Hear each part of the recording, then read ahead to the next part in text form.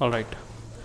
So కంప్యూటర్లో important parts ఏంటి అంటే ఆ యూపీఎస్ అంటే అన్ఇంటరప్టబుల్ పవర్ సప్లై. సో కరెంటు పోయినా సరే సిస్టమ్ రన్నింగ్లో ఉండాలి అనుకుంటే యూపీఎస్ అవసరం అవుతుందని. అలాగే CPU is the brain of the computer, అంటే డేటా అంతా కూడా సిపియులో ఉంటుంది, అంటే సెకండ్ డివైస్ సిపియు అని. అలాగే monitor, keyboard, mouse, speakers, headphones, microphone ఇవన్నీ ఉంటాయని తెలుసుకున్నాం. అలాగే సిస్టమ్ ఆన్ చేయాలంటే ఫస్ట్ యూపీఎస్ ఆన్ చేయాలి. యూపీఎస్ ఆన్ చేసిన తర్వాత అక్కడ లైట్ ఒకటి బ్లింకింగ్ అవుతుంటుంది. ఆ blinking and light standby మోడ్కి వచ్చిన తర్వాత సిపియూకి ఒక పవర్ బటన్ ఉంటుంది, దాన్ని ప్రెస్ చేస్తే ఫస్ట్ పోస్ట్ అంటే పవర్ ఆన్ సెల్ఫ్ టెస్ట్ అనేది రన్ అవుతుంది. దాని తర్వాత బూటింగ్ అనే ప్రాసెస్ జరిగి వెల్కమ్ స్క్రీన్ వచ్చి డెస్క్టాప్ అంటే ఇప్పుడు మనం చూస్తున్న స్క్రీన్ కనిపిస్తుంది అని తెలుసుకున్నాం. ఒకవేళ దీన్నే కనుక షట్ డౌన్ చేయాలంటే కంప్యూటర్ని ఆఫ్ చేయాలంటే స్టార్ట్ బటన్ మీద క్లిక్ చేసి షట్ డౌన్ అని కానీ లేదా టర్న్ ఆఫ్ అని ఉంటుంది కొన్ని వెర్షన్స్లో. అంటే ఇది మనం వాడుతున్న విండోస్ 7 ఆపరేటింగ్ సిస్టమ్ కాబట్టి స్టార్ట్ బటన్ మీద క్లిక్ చేసిన తర్వాత షట్ డౌన్ అని ఉంది. అదే కొన్నింటి మీద ఎలా ఉంటుందని తెలుసుకున్నాం, స్టార్ట్ బటన్ మీద క్లిక్ చేస్తే టర్న్ ఆఫ్ అని ఉంటుందని తెలుసుకున్నాం. ఓకేనా? సో ఇది ఇప్పటివరకు మనం తెలుసుకున్న విషయాలు. కంప్యూటర్లో ముఖ్యమైన పార్ట్స్ ఏంటి, అలాగే కంప్యూటర్ని ఎలా ఆన్ చేయాలి, ఎలా ఆఫ్ చేయాలి. సో అయితే ఇంతకీ కంప్యూటర్ డెఫినేషన్ ఏంటి? So what is a computer? So computer definition విషయానికి వస్తే మనం చిన్నప్పుడు కంప్యూటర్స్ నేర్చుకునేటప్పుడు స్కూల్ లెవెల్లో నేర్చుకున్నప్పుడు మనకు డెఫినేషన్ ఎలా చెప్తారంటే, కంప్యూటర్ అనేది ఒక ఎలక్ట్రానిక్ మెషీను, ఇది ఒక 100 మంది 100 రోజుల్లో చేసే పని 1 రోజులో చేసేస్తుంది, ఇది చాలా స్పీడ్ పనిచేస్తుంది, చాలా త్వరగా చేస్తుంది, చాలా ఖచ్చితంగా కరెక్ట్ ఆన్సర్ ఇస్తుంది అని చెప్తారనమాట. అది చిన్నపిల్లలం కాబట్టి మనకి ఆ డెఫినేషన్ సరిపోద్ది. దాని తర్వాత అంటే 6th నుంచి 10th క్లాస్ రేంజ్ పిల్లలకి ఎలా చెప్తారు, a computer is electronic machine which will be used to store our data, to watch movies, to listen to music, to do drawing, to play games అని ఇలా ఎక్స్ట్రా చెప్తుంటాం. అంటే computer అనే డివైస్ని మనం సినిమాలు చూడటానికి, పాటలు వినడానికి, డ్రాయింగ్స్ వేసుకోవడానికి, మన డేటాను స్టోర్ చేయడానికి ఉపయోగిస్తామని చెప్తాం. So now we are grown up. So ఇప్పుడు మనం పెద్దవాళ్ళు అయ్యాం కాబట్టి ఆ చిన్నపిల్లల డెఫినేషన్స్ చెప్తే కరెక్ట్గా ఉండదు. సో ఎలాంటి డెఫినేషన్ చెప్పాలంటే, computer is an electronic machine which will receive the data, stores the data, processes the data according to the given set of instructions by the user to get the desired result. ఏంటి అంత elaborate చేసి అంత కష్టంగా ఉందనుకుంటే simple. Computer అనేది ఒక electronic పరికరం. ఇది ఏం చేస్తుందంటే మనం ఇచ్చిన డేటాను రిసీవ్ చేసుకొని దాన్ని స్టోర్ చేసి దాన్ని ప్రాసెస్ చేసి మనకు కావాల్సిన రిజల్ట్ని జనరేట్ చేసి చూపిస్తుంది అనమాట. ఓకేనా? అంటే సింపుల్గా చెప్పాలంటే ఫర్ ఎగ్జాంపుల్ మనం ఇచ్చింది కంప్యూటర్కి ఇచ్చింది 2+2 అని ఇచ్చాం. 2+2 = అని ఇచ్చాం మన కంప్యూటర్కి. అంటే మన కంప్యూటర్కి ఇచ్చిన డేటా ఏంటి, 2+2 = దాన్ని కంప్యూటర్ ఏం చేస్తుంది, స్టోర్ చేస్తుంది. ఫస్ట్ దాని మెమరీలో స్టోర్ చేసి 2+2 ఓహో అంటే రెండుని కలిపితే ఎంత అని యూజర్ అడుగుతున్నాడు అనేది దాని క్వశ్చన్ అర్థం చేసుకొని దాన్ని ప్రాసెస్ చేస్తుంది. సో 2 ఎంత 4, ఆ 4 అనే రిజల్ట్ని మనకి చూపిస్తుంది అనమాట. అంటే ఆ రిజల్ట్ని మన కోసం అవుట్పుట్గా చూపిస్తుంది. సో ఇదే simple definition of computer. So ఏంటి కంప్యూటర్ డెఫినేషన్ ఏంటి అంటే, చూడండి కొద్దిగా పెద్ద చేస్తున్నాను. So A computer is an electronic machine which receives the data, stores the data, processes the data to get the desired results. So a computer is an electronic machine which receives the data, stores the data, processes the data to get the desired results. అయితే ఈ computer అనే ఈ electronic machine డేటాను receive చేసుకోవడం కానీ, store చేయడం కానీ, process చేయడం కానీ ఇవన్నీ ఎందుకు చేస్తుందంటే మనకు కావాల్సిన రిజల్ట్ ఏంటి, 2+2 ఎంతో మనకు కావాలి. మనకు కావాల్సిన రిజల్ట్ ఏంటి, 2+2 ఎంత. అది కావాలంటే మనం కంప్యూటర్కి డేటా ఇచ్చాం, ఏమి ఇచ్చాం, 2+2 అని ఇచ్చాం. అప్పుడు మనం ఇచ్చిన 2+2 అది కంప్యూటర్లో స్టోర్ చేసుకొని దాన్ని ప్రాసెస్ చేసి, అంటే అది అథమెటిక్ క్యాలిక్యులేషన్, దాన్ని క్యాలిక్యులేషన్ చేసి 2+2 4, ఆ 4 అనే రిజల్ట్ని మనకు జనరేట్ చేసి చూపిస్తుంది అనమాట. సో ఇప్పటి వరకు మనం కంప్యూటర్కి ఇచ్చాం చూసారా డేటా, దాన్ని అంతా అంటే మనం కంప్యూటర్కి ఇచ్చేటటువంటి డేటాని ఏమంటాం అంటే ఇన్పుట్ అంటాం. మనం కంప్యూటర్కి ఇచ్చే డేటాని ఏమంటాం, ఇన్పుట్ అంటాం. సో అది మనకి ఇచ్చేటటువంటి రిజల్ట్ మనం ఏమంటామంటే అవుట్పుట్ అంటాం అనమాట. ఓకేనా? అయితే ఈ కంప్యూటరు ఈ అన్ని పనుల్ని కూడా యూజర్ ఇచ్చే ఇన్స్ట్రక్షన్స్ని బేస్ చేసుకుని వర్క్ చేస్తుంది. యూజర్ అనేవాడు కంప్యూటర్ ముందు కూర్చొని ఈ పని చెయ్యు, ఆ పని చెయ్యు అని ఇన్స్ట్రక్షన్స్ ఇస్తే ఆ ఇన్స్ట్రక్షన్స్ని బేస్ చేసుకుని వర్క్ చేస్తుంది తప్ప తనంత తనగా వర్క్ చేయలేదు. ఓకేనా? అవన్నీ పక్కన పెడితే computer is an electronic machine which receives the data, stores the data, processes the data to get the desired results. Computer వల్ల ఏమైనా అడ్వాంటేజెస్ ఉన్నాయా? అడ్వాంటేజెస్ అంటే లాభాలు. అడ్వాంటేజెస్ అంటే ఏంటి?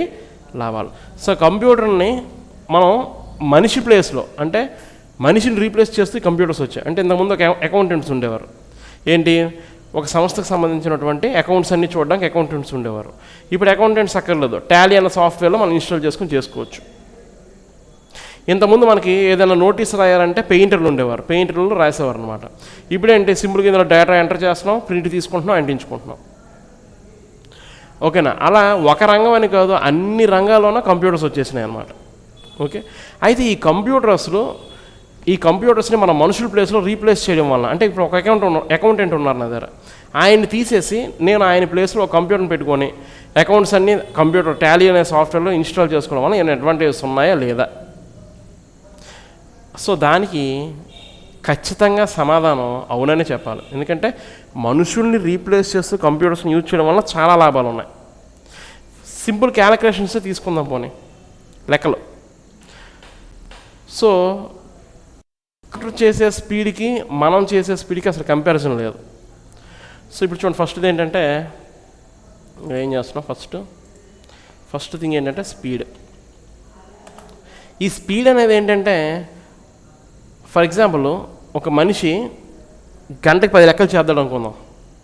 గంటకి 10 లెక్కలు అంటే ఒక లెక్కకి 10 నిమిషాలు పడుతుంది ఒక లెక్కకి మనిషికి. ఇదే లెక్కనే కంప్యూటర్కి ఇచ్చినట్లయితే కంప్యూటరు 10 సెకండ్లో చేసేవచ్చు, లేదా 10 నిమిషాల్లో చేసేవచ్చు. అంటే దానికి ఎంత టైం పడుతుంది అంటే మనం ఎంటర్ చేసినంత టైము.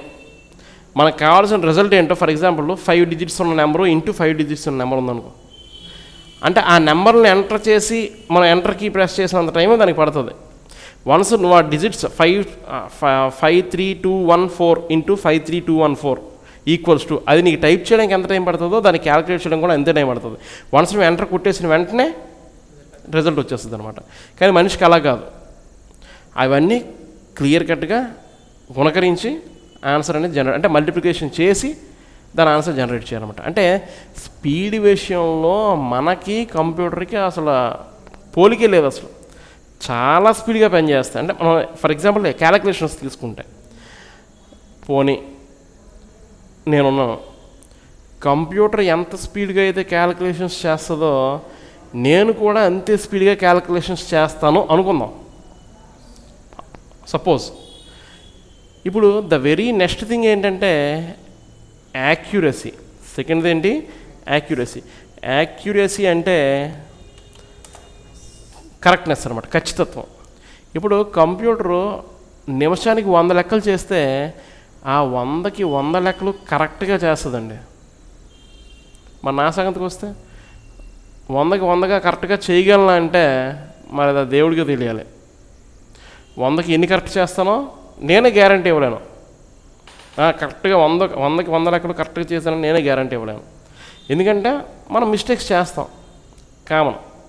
సో అదే కంప్యూటర్ విషయానికి వస్తే కంప్యూటర్ అనేది మిస్టేక్స్ చేయదు. So that is accuracy, second advantage. The third thing is diligence. Okay, ఇప్పుడు ఇంకొక సపోజ్ ఏంటంటే కంప్యూటర్ ఎంత స్పీడ్గా అయితే చేయగలదో నేను అంతే స్పీడ్గా చేయగలం. కంప్యూటర్ ఎంత యాక్యురేట్ రిజల్ట్స్ ఇస్తుందో నేను అంతే యాక్యురేట్ రిజల్ట్స్ ఇస్తాను అనుకుందాం. నెక్స్ట్ థింగ్ ఏంటంటే డిలిజెన్స్. సో కంప్యూటర్కి గంట సేపు కంటిన్యూగా నేను లెక్కలు ఇచ్చాను అనుకో, అది విసిగిపోద్దండి.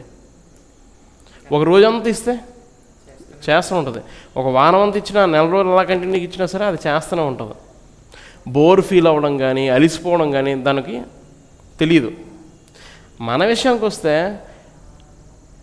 మ్యాక్సిమం మన మైండ్ ఒక టాపిక్ని 40 మినిట్స్ వరకు బేర్ చేయగలదు. అందుకే మనం స్కూల్ చదువుకునేటప్పుడు కానీ కాలేజ్ చదువుకునేటప్పుడు కానీ ఒక పీరియడ్ ఉందనుకుంటే ఒక పీరియడ్కి మ్యాక్సిమం 45 మినిట్స్ టైం సెట్ చేసేవారు. ఎందుకంటే 45 మినిట్స్ తర్వాత మనకి అది ఎంత ఇంట్రెస్టింగ్ సబ్జెక్ట్ అయినా సరే అంతకు మించి మన మైండ్ దాన్ని బేర్ చేయలేదన్నమాట. సో పోనీ మన మైండ్ లేదనే అనుకుందాం, కానీ మరి అలసట ఏంటి, ఒక పూట అంతా మనం కంటిన్యూ చేయగలం ఏంటి, ఒక రోజంతా కంటిన్యూ చేయగలమా? చేయలేం. కానీ కంప్యూటర్ అయితే ఒక రోజంతా కంటిన్యూగా చేయగలుగుతుంది. అది డిలిజెన్స్. దాని తర్వాత వచ్చేది ఏంటంటే వెర్సటిలిటీ. వెర్సటిలిటీ అంటే ఒకేసారి వివిధ రకాల పనులు చేయగలగడం. మనం ఉన్నాం ఒకేసారి ఎన్ని పనులు చేయగలం?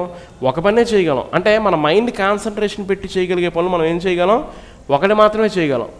ఒకటికన్నా ఎక్కువ చేయలేమా అంటే చేయలేం. ఇప్పుడు ఫర్ ఎగ్జాంపుల్ నీ క్లాస్ చెప్తున్నప్పుడు నీకు ఫోన్ కాల్ వచ్చిందనుకో, మీకు ఫోన్ కాల్ వచ్చేటప్పుడు ఒక పక్క ఫోన్ మాట్లాడుతుంటే ఒక పక్క ఇంకో పక్క నా క్లాస్ వినగలరా? అవ్వదు. అయితే మీరు ఫోనే మాట్లాడాలి. ఫోన్ మాట్లాడితే మన నా క్లాస్ వినడం లేదని అర్థం. ఒకవేళ నా క్లాసే మీరు విన్నట్లయితే అటు పక్క ఫోన్లో వాడు ఏం మాట్లాడుతుండో మీ బుర్రకి ఎక్కదు. ఓకేనా? జనరల్గా ఈ క్వశ్చన్ అడిగేటప్పుడు కొంతమంది పిల్లలు ఏం చెప్తారంటే, సార్ మేము టీవీ చూస్తూ భోజనం చేస్తాం సార్ అంటారు, పాటలు వింటూ నోట్స్ రాస్తాం సార్ అంటారు, వాకింగ్కి వెళ్ళేటప్పుడు కూడా మేము మ్యూజిక్ పెట్టుకుని వాకింగ్ చేస్తాం సార్.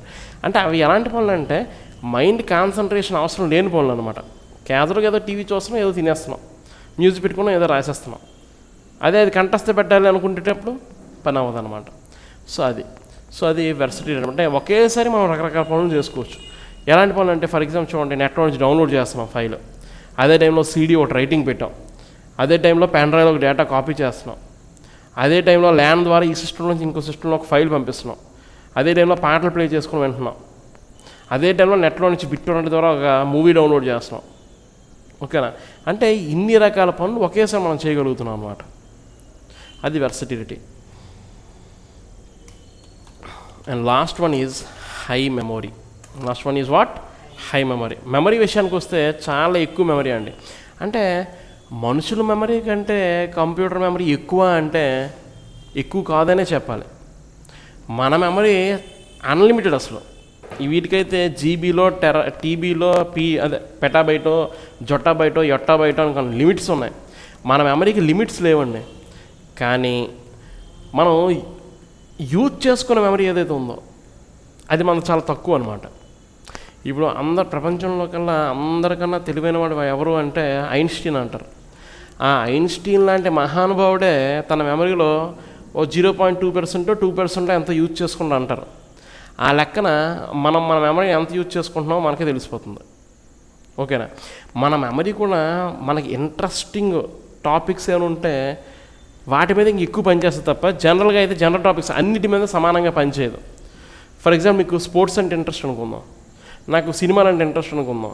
సో స్పోర్ట్స్ గురించి మీకు ఏం అడిగినా సరే మీరు చెప్పగలుగుతారు. ఎందుకంటే ఆ స్పోర్ట్స్ అనే ఆస్పెక్ట్లో మీ మెమరీ అనేది చాలా ఎక్కువ ఉందన్నమాట. అంటే ఎందుకు ఎక్కువ ఉందంటే మీకు అదంటే ఇంట్రెస్ట్ కాబట్టి.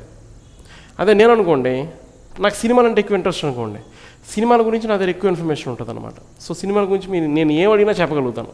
ఎందుకు? నాకు అందులో ఇంట్రెస్ట్ కాబట్టి. అదే చదువు విషయంలో మీకు కానీ మాకు కానీ అడిగారు అనుకోండి, ఇద్దరం తేలిపోతాం, బండి సోనాలు వస్తాయి. ఎందుకు? మన చదువు అంటే ఇష్టం లేదు కాబట్టి. ఓకేనా? అలాగే ఇక్కడ కూడా ఏంటంటే మనుషులకి ప్రతి ఒక్కరికి ఒక్కొక్క ఇంట్రెస్టింగ్ టాపిక్ ఉంటుంది అనమాట. దాని గురించి అడిగితే వాళ్ళకి ఆ ఆస్పెక్ట్లో మెమరీ చాలా హైగా ఉంటుంది అనమాట. కానీ మిగతా అన్ని విషయాలకు వస్తే తగ్గిపోద్ది. కానీ కంప్యూటర్కి అలా లేదు సార్. అది ఇంట్రెస్టింగ్ టాపిక్ అని ఇంట్రెస్ట్ లేని టాపిక్ అని ఉండదు. యూజ్ చేసుకునే మెమరీ కంప్యూటర్లో ఎప్పుడు కూడా చాలా హై. అంటే ఒక 160 GB ఉందనుకోండి హార్డ్ డిస్క్, ఆ 160 GBని మనం యూజ్ చేసుకోగలుగుతాం. ఒక 2 GB ర్యామ్ ఉందనుకోండి, ఆ 2 GBని ఫుల్ ఫ్లెడ్జ్డ్గా మనం యూజ్ చేసుకోగలుగుతాం అన్నమాట. ఓకేనా? కానీ మనిషి మెమరీకి వస్తే అది సాధ్యం కాదు. ఓకేనా? ఇవి advantages of computer. What are the advantages of computer? Speed, accuracy, diligence, versatility and high memory. Speed అంటే వేగం, యాక్యురసీ అంటే ఖచ్చితత్వం, కరెక్ట్నెస్, డిలిజెన్స్ అంటే అలసట లేకపోవడం, బోర్ ఫీల్ అవ్వకపోవడం. నెక్స్ట్ వెర్సటిలిటీ అంటే ఒకేసారి వివిధ రకాల పనులు చేయగలగడం అనమాట. అండ్ ఫైనల్లీ హై మెమరీ అంటే ఏంటంటే యూజ్ చేసుకునే మెమరీ, యూజబుల్ మెమరీ ఏదైతే ఉందో అది చాలా ఎక్కువ ఉందన్నమాట. సో ఇవి అడ్వాంటేజెస్ ఆఫ్ కంప్యూటర్. నెక్స్ట్ విషయానికి